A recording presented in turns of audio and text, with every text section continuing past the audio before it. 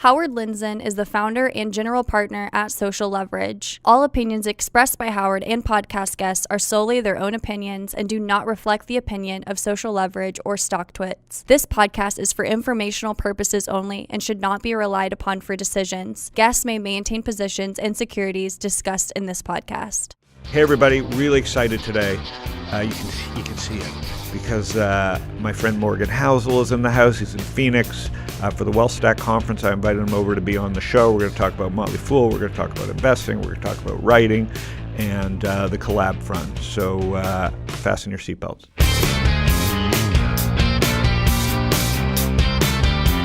I have one of my favorite people on the internet in the room, and part of Lindzanity is it's not about how big the person is. You were asking me, what was the biggest guest I've had on my show, and I told you, like, you and back-to-back now, you and Patrick. So welcome to the Thanks for having Lindzanity. me. Good to be here. So Morgan Housel, Housel. That's right. What is that? Do you normally do that with the guest? No, because I don't know what I was saying. Nationality. I mean, I'm a mutt in a lot of it. There's nothing really that sticks out, but it's an English. American? It's an English name. Okay, it's an English name. How many kids how many brothers and sisters? I'm the youngest of three. So there's three of you. You were born where? I was born in the Bronx in the early 80s when the Bronx was a third world country. And did you like the Bronx? Well, I lived in the Bronx till I was 2, and I lived in Rochester, New York till I was 6, and then we moved to California after that. Okay, so Morgan, for people who don't know him, you'll get to know him here today. Is the mic okay? Sound's coming through okay? Is my favorite thinker / writer / great story on how you kind of moved up your arc of your career to kind of living the life that you want to live, all through the power of the word and writing. And we don't talk that much, so you don't know how fascinated I am with the idea of writing. You write almost every day. I write every day, but I'm not a writer. But you know what I like about your posts is that they're very short. Because I'm not a writer. But that is the key to good writing is brevity. Yeah. And you Twitter do a better was job why I than love almost Twitter anyone. at 140 characters. Everyone gets frustrated when they click on a blog post and then they kind of size it up by scrolling down. You realize it's going to take you 20 minutes. Everyone just kind of, ugh. But with your post, I look at it, I'm like, I can read this in 9 seconds. Yeah. It's great. And the point is, why should you have to? I know so many of these VCs that write these long posts, and I'm like, this is not a forum for you to pontificate when each company is different. If you can't, like Fred Wilson can do it, if you can't explain what the problem with the board is, what the problem of this is, and you got to bloviate, then you're that board member that's bloviating at the board member. Absolutely. And but no one's learning anything. It's also a barbell, too, because there is a good market and a need for long-form content. Of course. But doing long-form effectively and doing it right is very difficult. Yeah. I think a blog post, I could write long-form, too, but I'm like, I want somebody to read it. Yeah. And even for me, my judge is my daughter and my wife. They like it. Yeah, no, that's good. And even a lot of posts and books that are really good and I like them, I'll read half of it and be like, okay, I got it, I'm done. I know. I'm so mad at myself because I buy books and I start in, and I think the only 2 books I've read of the last 20 years that got through it word to word are like the Agassi book. Okay. Which I don't think he wrote, but it was well ghostwritten. Yeah. And the Shoe Dog book. That's a great book. I'm embarrassed, though. Like, I should be reading books. No, I don't think that's bad. There's a great quote from Charlie Munger where he says, I'm not burdened by bad books. You should not feel guilty to start a book and either say, this is dumb, I'm going to stop reading, or say, this is good, but I got enough. I don't think anyone should feel guilty about that. I should say I like Kramer's first book. Street Addict. Yeah. I mean, you know my old... Can't believe he didn't go to jail. You know what my old AIM screen name was? Street Addict. Yeah. Came from that. I got to say, he was one of my... I mean, he was an entrepreneur. Yeah. Well, he was I in guess the right I'm place at the just right enamored time. with the whole thing. It's just because the whole TV and makeup is like he could have been. The fact that he was a the successful guy. hedge fund manager and then probably more successful media guy. Of course he did. I'm saying I think he's underachieved based on his access. But wasn't that the kind of the story in the 90s? Like if you got access to the IPOs, which not everyone did, but if you had that access, it was just off to the races. No doubt. But I'm saying in terms of like celebrity, he came from nowhere. He had all these mad skills. He knew how to write briefly. Yeah. All day. I was a super fan. Yeah. And that was the first person I was a super fan of. Like I grew up without, I liked Supertramp, I liked certain weird things, but Kramer was the first guy that inspired me, and I'm like, man, the stock market's cool. And he was like the first modern financial personality, because before that, who came before him? Hated it. Louis Roykaiser. That was like the other. So Kramer was the first guy who kind of set the stage for everyone else. Of like, you don't have to be Louis Roykaiser in a suit speaking like, really formal button up. You could kind of be this online rodeo clown, and people actually like that. But he wasn't a rodeo clown at the beginning. I would read his... No, he's always been. Okay, well, then I didn't know, because I used to read him before Street.com and Smart Money, because back when I read magazines, I would wait, and he had great calls. Like it just felt like, to me, you only could get Smart Money once a month, and everything he said sounded smart, and was well written, and it made sense to me. But I think because of his kind of wild hair and his wild personality and the way he speaks, I think average people, like my parents, whatnot, people who are not financial professionals, could relate to him more. Then I look at the person today, and I don't know him, but I just think about, it feels like an underachievement. Meaning, I'm sure he's entertained millions of people, but I'm thinking, dude, that guy could have been Mark Andreessen. No, I don't think so. Fred Wilson? I mean, Fred was his investor. I don't think, and I have nothing against him. I don't know him, so I have no business saying this, but I don't think he's that great an investor. I'm not talking about an investor. I'm talking about he had access. I'm not a great investor. In the stock market, I couldn't beat the S&P. I mean, I did, but it was just, I didn't manage huge money, but I hated it. But you're saying just in terms of someone who could have raised money? I'm saying just in terms of that guy had so much trust built up that I feel it's a massive underachievement. I see what you're saying. Meaning he should be running one of the largest advisory firms and VC funds. He had access to people. You don't have to be listen, I became a good investor because Kramer easily was a good investor. He may not have been able to beat the S&P, but as a venture capitalist, he would have been crushing it. He had incredible access. He's probably as close as it comes to a financial celebrity in terms of like getting stopped in the airport for pictures. Yeah. Very few people. Anyways, so that was my entree into it. Yeah. The second entree was your firm, Motley Fool. So I was fascinated by Motley Fool because I didn't have Wall Street Journal. I didn't have a Bloomberg. So, back when I was running my hedge fund, I had CNBC, and I didn't like CNBC. And these two guys would come on TV. Yeah. What's their names again? Dave and Tom Gardner. Dave and Tom Gardner, and they had the hats on, and they kind of made sense, and they were promotional. And I was like, wow. They were like the stock twits or the street. They were like the opposite. They were going for the mom and pops. Yeah, they were going for the mom and pops. Tremendous marketers, which I'm not, which they are. And but they made mistakes, obviously, too. Everyone does. So tell me about how you got started with the Motley Fool. Well, to take you back to 2007, kind of the dawn of the financial crisis, I was a junior in college and went to USC in LA. And my plan was studying econ, but I mean, I'm not a big believer in the academic prep for the job world. So when I said studying, it's like I didn't really do much. But my plan was investment banking and private equity. That was always what I was going to do. And this is 2007, so the world goes to shit. And in that era, if you were graduating around that time, looking for a finance job is terrifying. Yeah, there's just nothing available. Like all the investment banks were laying off half their staff, let alone looking for new people.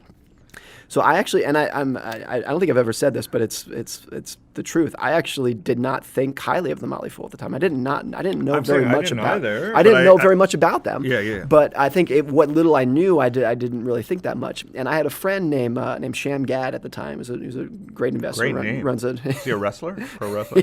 Sham Gad. Sham Gad. Okay. He's a great guy, and he was a good friend of mine. And one day I was going through the Yahoo Finance message boards, like for the ticker pages, and I saw an article written by the Motley Fool that the headline caught my attention. I forget what it was, but I clicked on it and I said, "Holy shit, Sham Gad wrote this. My friend wrote this article." And I emailed him and said, "You're a writer now? Like what is this?" And he said, "Oh yeah, I got this little part-time gig with the Motley Fool. I'm writing these articles. They show up on Yahoo Finance so everyone can read them. It's really cool." And then I basically got laid off from a private equity internship that I had. The plan was I was going to stay on full time, but that didn't work out because the economy was blowing up. And so I reached out to Sham, or maybe Sham reached out to me. I forget the turn of events, and said, "Hey, you should become a financial writer at the Motley Fool." I was looking for a job, looking for something to do. Zero. Okay. And not only that, but my background before college, I effectively didn't have much of a high school education. I almost kind of went from 8th grade to college, not just because my teenage years were kind of a mess, but that's a different story. But I had no writing background at all, zero. But Sham said, "You're interested in investing, you should write for the Motley Fool." So I applied thinking there's no chance they're going to hire me. But when they did, I thought, okay, I'll do this for a couple months, and instead of staying for 10 years. Wow. And so do you remember, so who did you report to, or what was the gig? What was your job description? Well, so I was what living did you have to do? I was living in LA. Motley Fool was based in Washington, D.C., but I was still at USC at the time. So I was a contract writer, and I was writing one article a day, and that was it. And you had to write it? I wouldn't say had to. I was a contractor, so you have some flexibility there. But what were the parameters of what you had to write about? A ticker? No, well, so when we started, it was kind of, they roughly put you into a sector. And it wasn't like this is all you can do, but it's like we would appreciate if you covered this sector. So for me, it was would banking. Pay you by the hour or by the article? By the article. Okay. And for me, it was banking. And this was 2007, 2008, when banking was like, everything was blowing up. It's usually the most boring industry you can think of, but this was, it was really fascinating at the time. But I wrote about other stuff. And so I did that for a year or two where I was just covering banks and banks going out of business, basically. And then I started really getting interested in the economy at the time because this was the Great Recession, 2008, 2009. So I started writing more about macro issues, just what was going on with unemployment and what was going on with government budgets and the Federal Reserve and whatnot. And that's what I wrote about for years after that. And then that kind of merged into...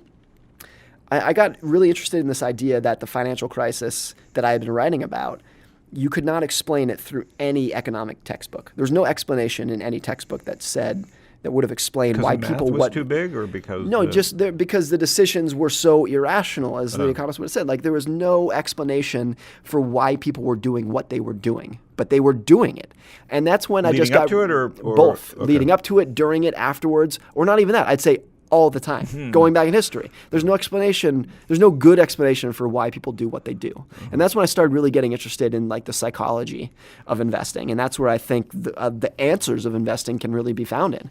And a lot of that is because I really think most of the analytical side of investing has been solved.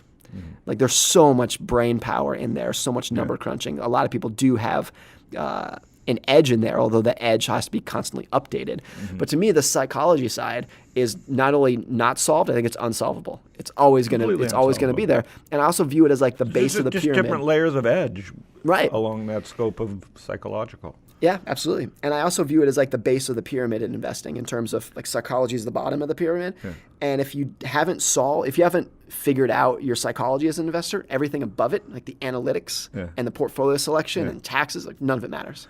Because you can be the smartest analyst in the world and the best data miner in the world. Like go down the list. But if you can't wrap your head around greed and fear, none of it matters. Yeah. And I think what I moved to angel investing was like it removed everything that I was bad at. I would meet the founders, pick the company, and I was forced to just go with it. Yeah. And so that removed, looking at prices was my weakness. Yeah. Meaning the fact that something could be traded was actually something that was never going to be fixed for me. Yeah. Because so I loved looking at the market and doing nothing. But when I had to look at the market to try and beat the S&P and had to do stuff, it brought out all my worst, habits or my worst dark social problems. And then as soon as I moved to angel investing, the world made sense to me. Is because I didn't have to look at prices. Yep. So I wasn't worried about what it's trading at.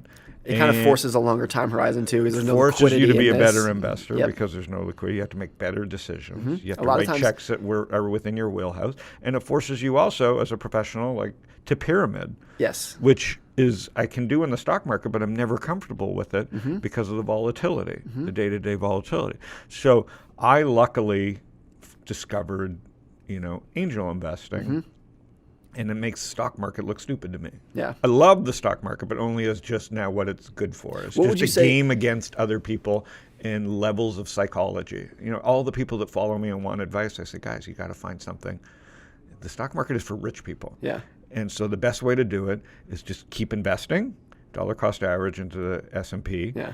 You can try and pick a few stocks if you want. You're probably not going to be good at it. And here's the best strategy for picking stocks. Pick the most overvalued, most liquid stocks. That's what I do. Yeah. But not in a position that's going to change my life. What would you say is your split, not in assets, but in terms of time or curiosity between public and private markets? With time, I would say it's 50-50. Yeah. Because I feel that there's a connection between public and private markets. Of course. And prices keep me up on the news, meaning I don't have to read news. I just have to look at the prices and I can see what's going on.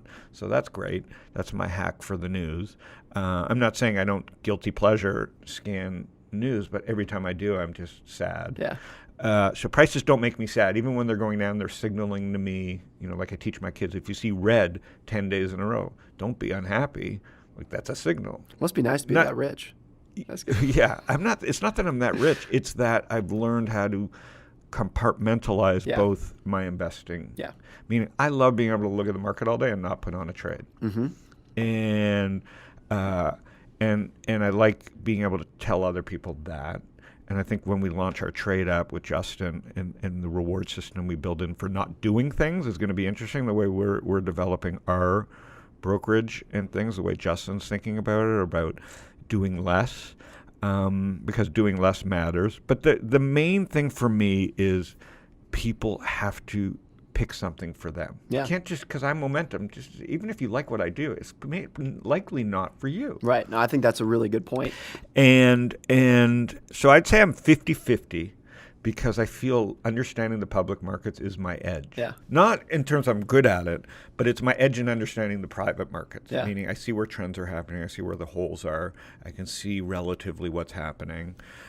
Lately, it's the flippening between Robinhood and E-Trade. It's like we're right at that thing where if it flips, like it's hard to grasp. E-Trade's been around so long and has all these great business models. Yeah. Has all these assets under management.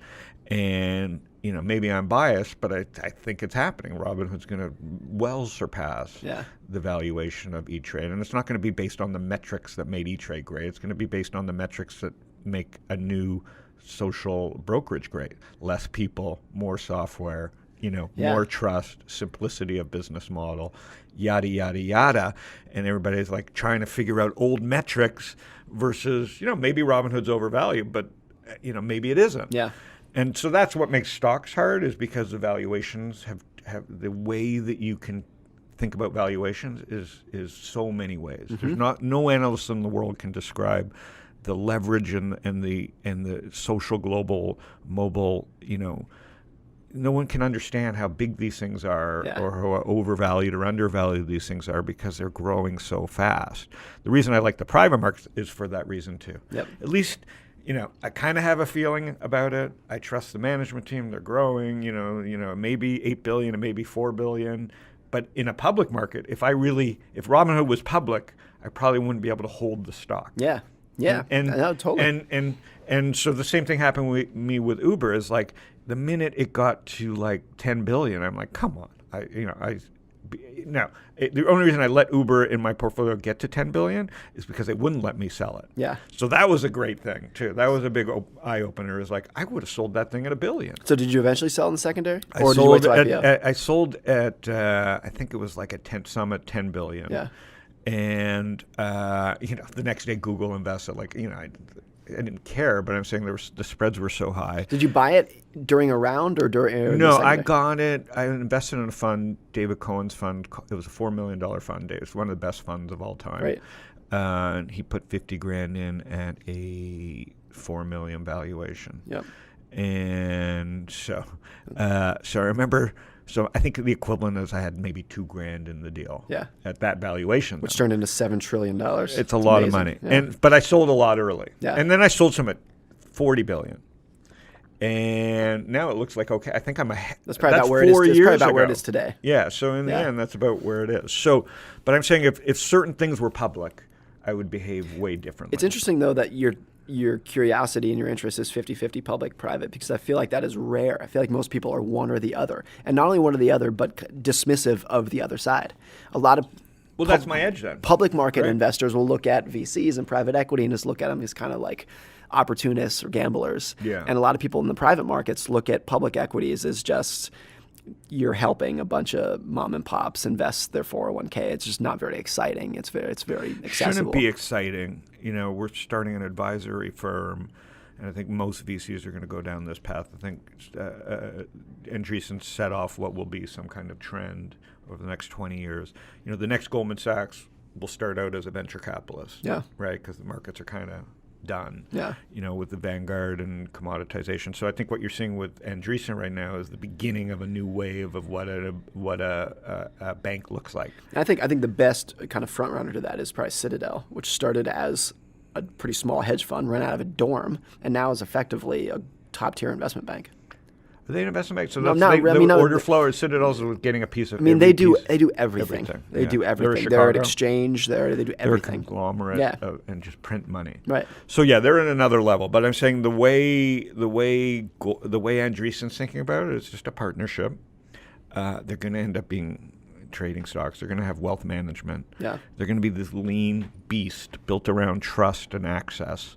And listen, there's better margins. When you can charge 2.5% in your fund and not have to rape a nation like Goldman Sachs does with Malaysia. You know what I mean? Stealing 6%. Yeah. You know what I mean? To make your year. Yeah. I think there's just a better business model in communicating with your clients. There's fees for this service. Yep. And eventually, he who controls the most trust and controls the dollars is going to be able to control the next generation of how they invest it. Yeah. And so firms like Andreessen are the new Goldman Sachs, which is exciting. I'll buy that. Yeah. And so look at them. Andreessen does love the public markets, but eventually the private markets are going to come over to the public markets. So what I think is all these private people who understand alpha and have seen this are going to slowly get excited about the public markets. Yep. I don't know if it'll happen over 10 years or whatever, but eventually alpha will come back into the public markets. Yeah, I think there's definitely a blurring between public and privates these days because the secondary market in private investing has become so large that even before Uber and Lyft and all these companies went public, or Airbnb right now, which is still private, a lot of those employees still have liquidity through various means because the secondary market is so big. Robinhood founders have taken some money off the table. So that's there's a blur. It's not just binary. You're either public or private. A lot of it is, and even a lot of the big shareholders of these private companies are like Fidelity mutual funds. Yeah. Maybe they're not major shareholders, but they're still investors, public investors in these funds. Yeah. So that blurring is which means it's a great time to be an angel investor still. I keep saying, too small to fail, stick to street alpha. All of us young people have an edge because we have our networks and we're seeing things. Whether you're an investment advisor like Josh and Barry, they may not think they can invest in private markets, but they're sitting there with all this alpha because they're talking to hundreds of advisors. They're running events. Yeah. They're traveling the world, and eventually they're going to see a company. And Josh has been making some investments, but they're going to see a company, and it's going to be a layup for them. Absolutely, yeah. So it's just what you see, who you know. Yeah, and so you're at Motley Fool, and so now you switch your writing to be more about psychology. I look at it as like the intersection of investing psychology and economic history. That's kind of what I'm interested in, and I feel like where those two things collide. And is that when people started to enjoy your writing more? I would say, so I started writing in 2008, and I would say no one paid any attention whatsoever until 2012. Okay. And then 2013 was, I feel like, the first year that people outside of the Motley Fool started paying attention. And so how did it get outside the Motley Fool? Because I remember starting to read it, but I didn't want to go. I wasn't paying the Motley Fool. So how did I see it?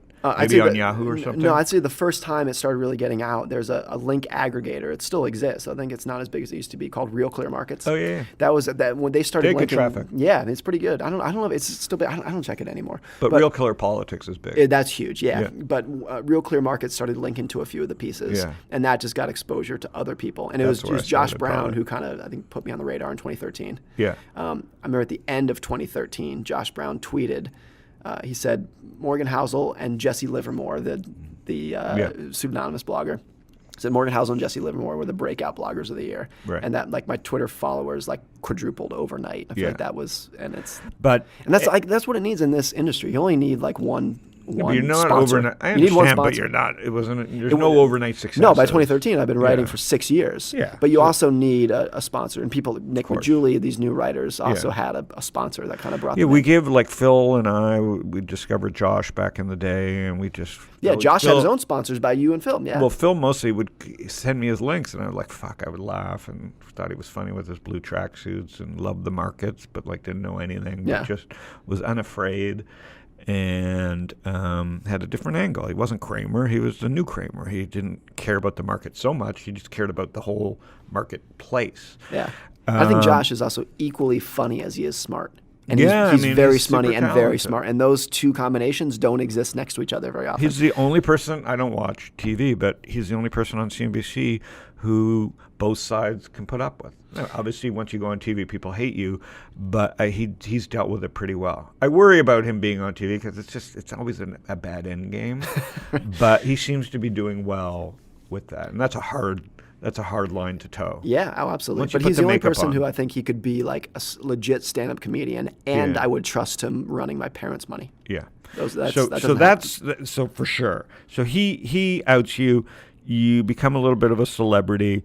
When the process today, we'll get to your new career, but where you're at now. So you're at Motley Fool, and how does that change? Well, so I was. They let you write whatever you want? Yeah, pretty much. I think that was. In my time at Motley Fool, I wrote almost 3,000 articles, a little more than 3,000 articles, and I don't think any actually got rejected. But that's kind of true for how all their writers work. True to like the Motley part of the name, there's a big variety of opinions, and there's no central company, line that has to be towed. It's a lot of people on the platform disagree with each other.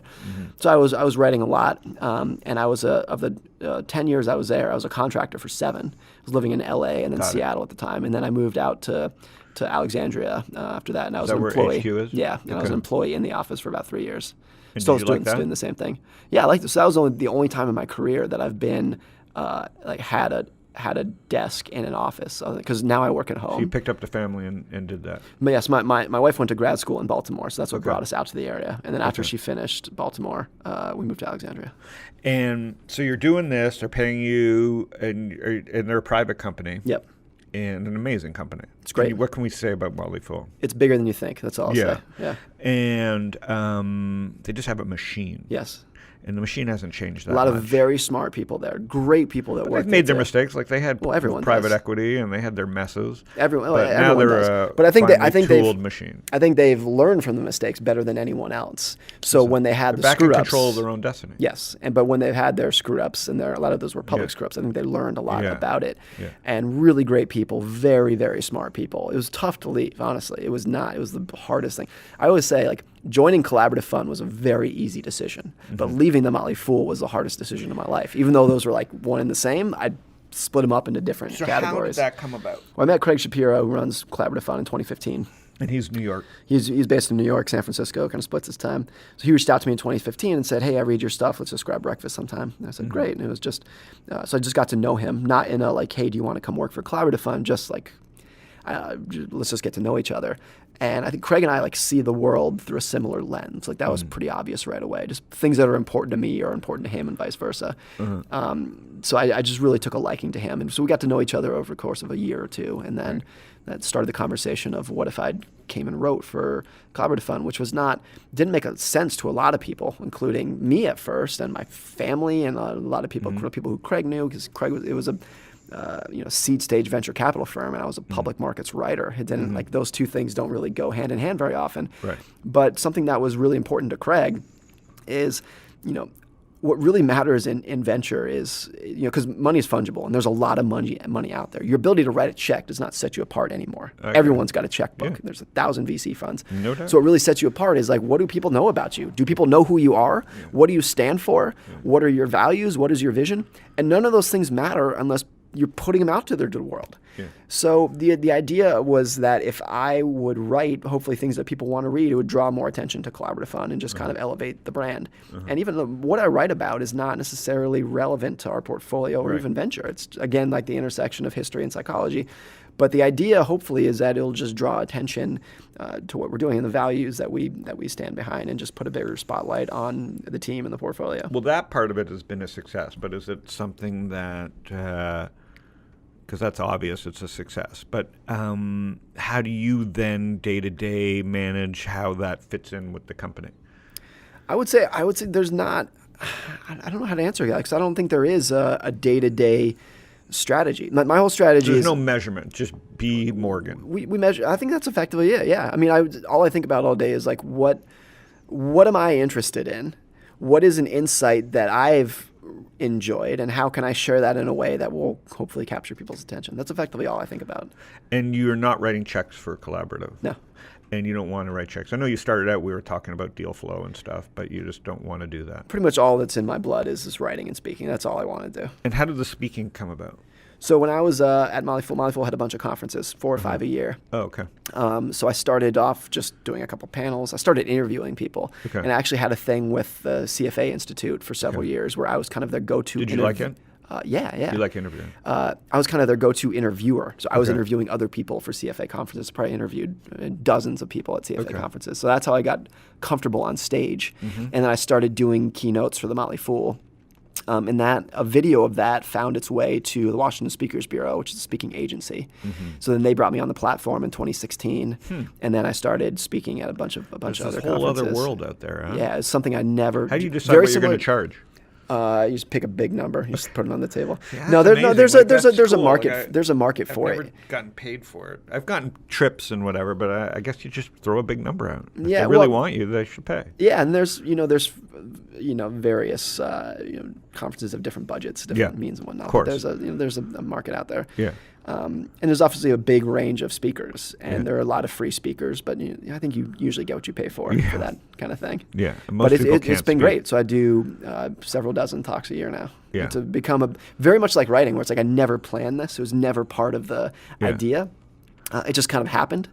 That was my background with writing. And then speaking, so I really started speaking in 2016. That was the first year. And actually really 2017. I think I did one talk in 2016. But if you had asked me in 2015 whether I'd be doing this, it would never in my wildest dreams was this ever part of the plan. And now it's half my time. And what about routine as a writer and a thinker and a speaker? What's a daily routine like? So I don't know if this is advisable, if this would be my advice for people, Yeah. but I really don't have any routine. Okay. And I don't sketch out article ideas. I don't, I don't sit down and outline an article beforehand. I just something that's interesting to me. If I can, what is this one little nugget of insight that I think is interesting, and how can I write a story around that in a way that's hopefully going to be somewhat entertaining for people and contextualize that piece of that insight in an interesting way. I think that's the same thing for me. I can't force it. But pretty much, even though I've been a full-time writer now for 13 years, the routine is basically wake up Monday morning and go, oh shit, I got to write something this week. What am I going to do? But to get you going, you read. It's mostly reading. Yeah. Spend the majority of my time reading. So me too. And I go for a lot of walks.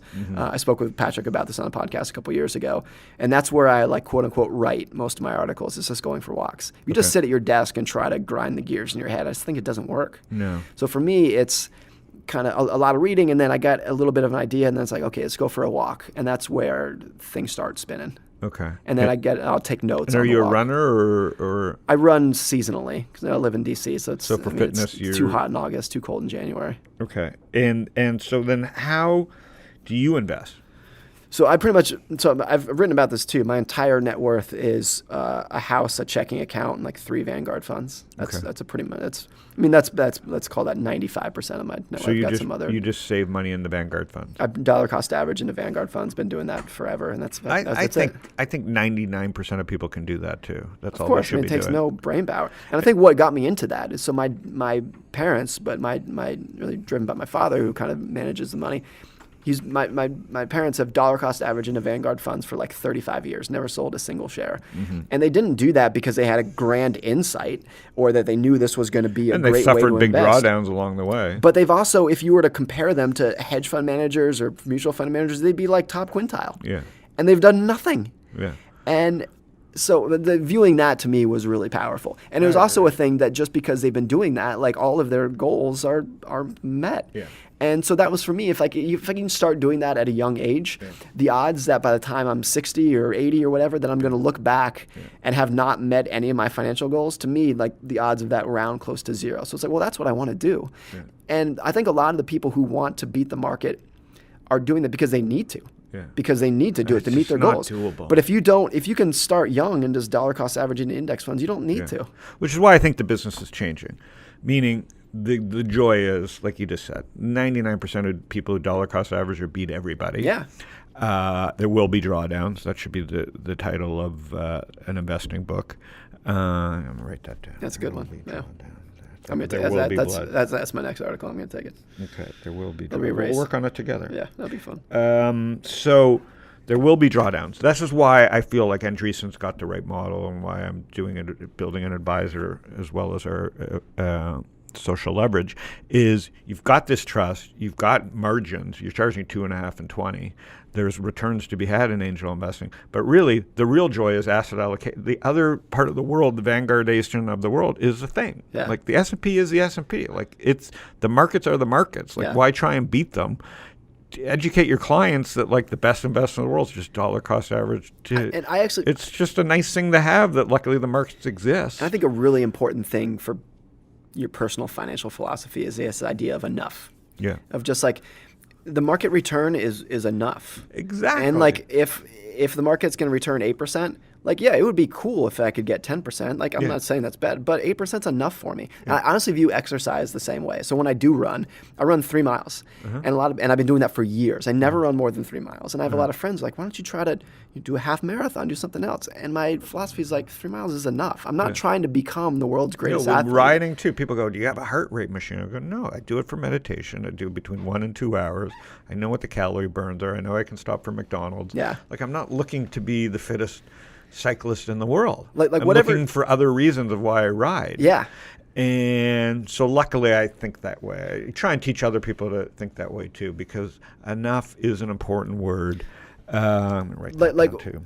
Whatever the opposite of a type A personality, swing for the fences is me. Well, like I think a philosophy for a lot of my stuff in life. Well, I think you're seeing at the Collab Fund, there is a point where things line up, more so in the private markets than the public markets, because you're just smart and you have a network.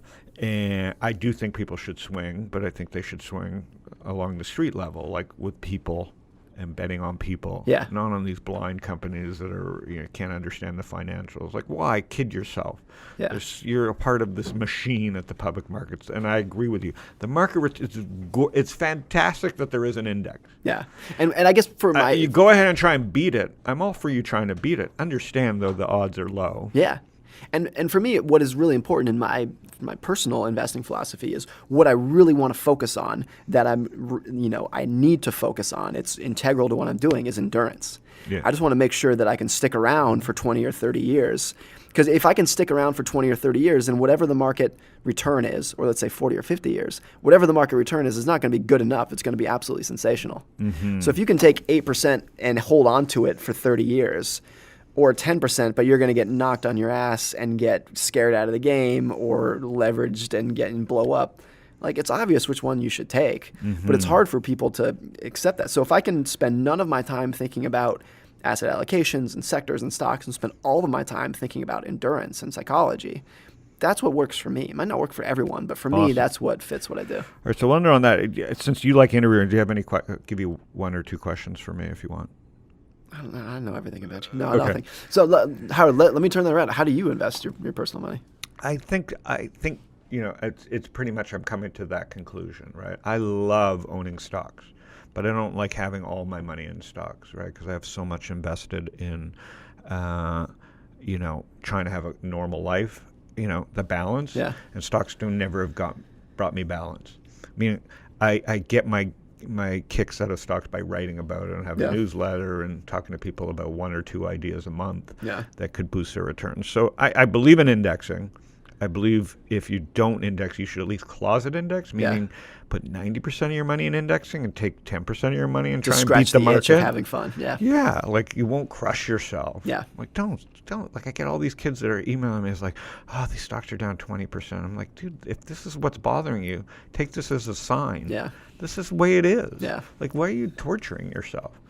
Torture yourself with a little bit of money. Yeah.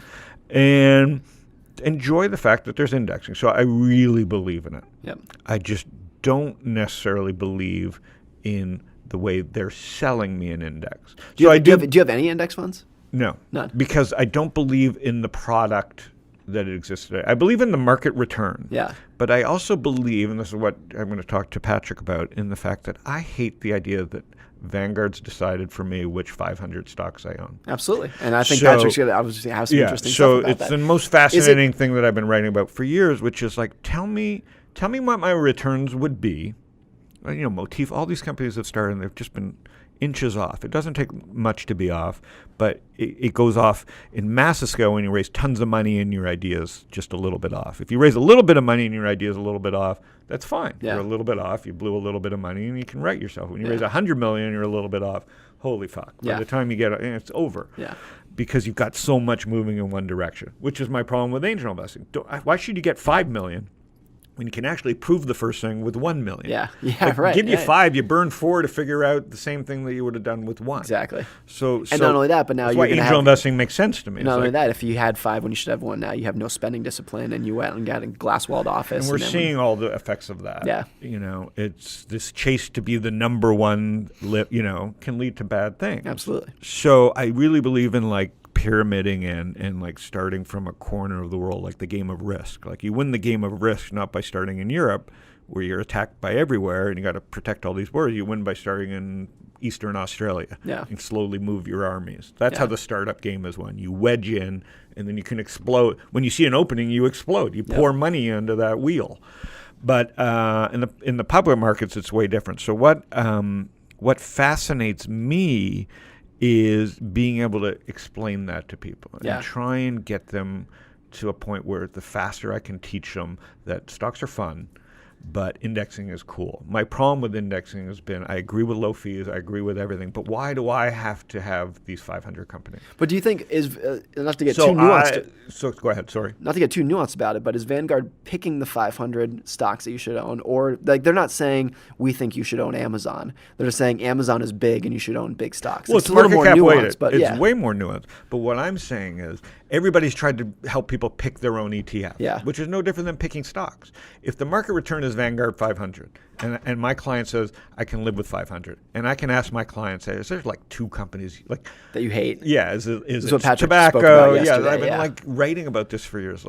Well, we've institutionalized Vanguard has institutionalized bad behavior, meaning Wells Fargo can rip their customers off forever and ever because that night when the indexes are rebalanced and Betty Lou puts her money in the S&P 500 fund, right? But just does it like a machine. She's institutionalizing bad behavior because the next morning she's propping up Wells Fargo stock. Money's flowing into Wells Fargo stock. No, so this is the real problem with ETFs. They can talk about bubbles or not. What we've created with Vanguard by vanilla and chocolate, or just vanilla. I don't know when it ends, but I am of the opinion that that's the problem of indexing, is we've let these companies, just Equifax, Experian, Facebook, if you can't punish them because money's flowing in at the end of every month, then how are you going to change behavior? I think the devil's advocate to that, and this has been brought up a bunch in the last 2 weeks when there's this idea of a bubble and passive, is that I haven't seen much evidence that price discovery or the ability to punish a company doesn't exist anymore. So you're saying I'm wrong? Yeah. I mean, look what happened to Netflix in 2011, 2012. Stock fell 80% because they screwed up. That still exists. And Netflix was a big company. They came out with Quickster, the idea they're going to spin off the DVD business. Stock fell 80%. But maybe it would have fallen 99%. Does that make much difference, though? I don't know. It makes a lot of difference. Again, I'm talking about, this is all empirical.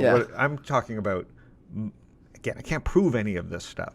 But I believe that if these companies remain in the S&P 500, what's their point of change? There's no way Wells Fargo, if they didn't have money flowing into it every month, would still even be, I think, a recognized name. Netflix, again, I don't know outliers, but what I want my clients, or what I would love for people to have, instead of recreating the whole thing, let's just see what the returns would be like without these 5 companies. No, I think that's much great. easier than building your own fund. And if I could tell my clients, hey, we could take out these companies with bad customer support. They treat their customers badly. We think they have a fake monopoly, yada, yada, yada. And our returns are the exact same as the S&P over the last 30 years. Maybe you'll feel a little better about yourself. And I think that's about the edge of what I think is possible. Yeah, and I think if you feel better about your investments, even if taking out Wells Fargo pretty much makes zero statistical, if you feel better about it, if that gives you more endurance, to come back to my point, that's a big deal. So if that's enough. If that would be enough for me, it's I get to at least penalize them because that's gross what they did. And if I knew that my returns weren't going to suffer massively, that would make me feel like I was in control of my finances just a little bit. Yep. That would give me the endurance I guess and how the I look ability at to survive drawdowns. how I look at indexing too is I don't even think about the companies I own. Most of what I own is Vanguard Total Stock Market Index, which is 3,000, and I never think about the companies. As I look at it, it's just owning a slice of capitalism. Yeah. I just own a slice of like productive assets. Not arguing with and it. if you think about it as less about the individual companies, Yeah. like I don't care what's in there. I just own a slice of the economy, and No, I'm and betting that's- on humanity. But this has shaped how I invest in the private markets, Yeah. meaning I believe in Robinhood, but I also believe in Vanguard, and I haven't invested in between the two because in between the two is like build your own ETF, Yeah. do all this fancy stuff, and I really think the only thing missing between the two, it's not about robo, it's not about fees, it's about a small change in behavior, right, Yeah. that helps you ride the waves. Yep. Because there's stock picking and there's indexing. Indexing needs to be tweaked a little. Yep. And Vanguard could offer this. They have the technology. They have the fractional shares. You should be able to go to Vanguard and say, here's the stocks in the Vanguard 500. Deselect 3, see what the returns are, put that money to work. Yeah. I think when you're talking about Vanguard, they where could so create the many of their clients are people who just want absolutely nothing to do with investing. I don't know. Yeah. And so maybe they're doing the right thing, but there's going to be a company like a product that comes along that allows you to deselect a few companies, see what your returns are, feel a little bit better, and give you that endurance. So Totally. that's one question. I've told a couple people about this as well. My mom a couple years ago was going off on Monsanto. Maybe justified, people have different views, but she was really upset with what Monsanto was doing. And I pointed out, I said, you own Monsanto in your index funds. And she was, her jaw hit the floor. Yeah. And she wanted to, I think, sell the funds. Yeah. So And like, then what are her for choices? someone like her, There should just be a choice where she goes to the website, you could do this, and Yes. see and just make a choice. Right. It doesn't have to be a life-changing choice where they panic and Yeah. freeze, but she shouldn't be returned off investing because she's supporting Monsanto. I agree. Yeah. Okay. So anyways, thanks for coming on the show. Thanks for having me.